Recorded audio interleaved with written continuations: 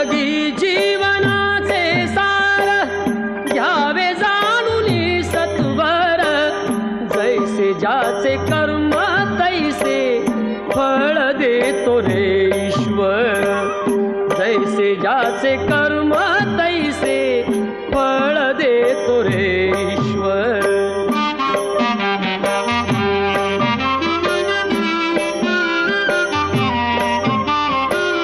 क्षणिक सुखासाठी अपुऱ्या